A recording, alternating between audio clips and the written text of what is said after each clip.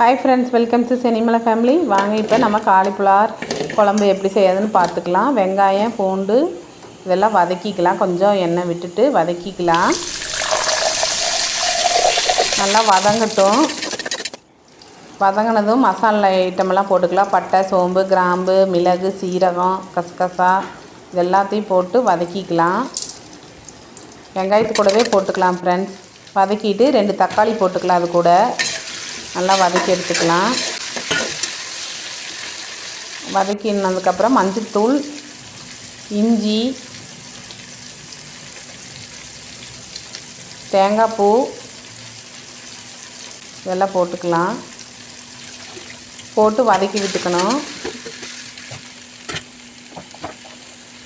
கொஞ்சம் மஞ்சள்தூள், வரமிளகாய்த்தூள், மல்லித்தூள் ஒரு 4 ஸ்பூன் போட்டுக்கலாம். நல்லா வதக்கி விட்டுக்கணும். நல்லா ஆறட்டும், அரைச்சி எடுத்துக்கலாம். இப்போ ஒரு கடாயில் ஆயில் ஊற்றிக்கலாம். கடுகு போட்டு கடுகு வெடித்ததும் கொஞ்சம் வெங்காயம், கருவேப்பிலை போட்டு வதக்கிக்கலாம். காய் மஞ்சத்தூளும் உப்பும் போட்டு நான் நல்லா சுடு தண்ணியில் போட்டு எடுத்து வச்சுருக்கேன். நல்லா கிளறி விட்டுக்கலாம். காலிஃப்ளவர் லேசாக உப்பு போட்டுட்டேன். வேகட்டும், கொஞ்சம் தண்ணி ஊற்றி வேகட்டும்.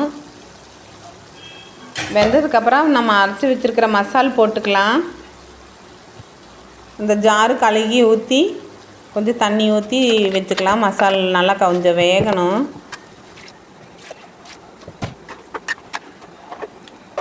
நல்லா வேகட்டும்.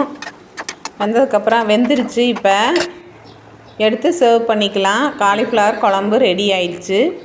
சூப்பராக இருக்கும் ஃப்ரெண்ட்ஸ். சாப்பாட்டுக்கு, தோசை, இட்லி எல்லாத்துக்குமே நல்லாயிருக்கும். தேங்க்ஸ் ஃபார் வாட்சிங்.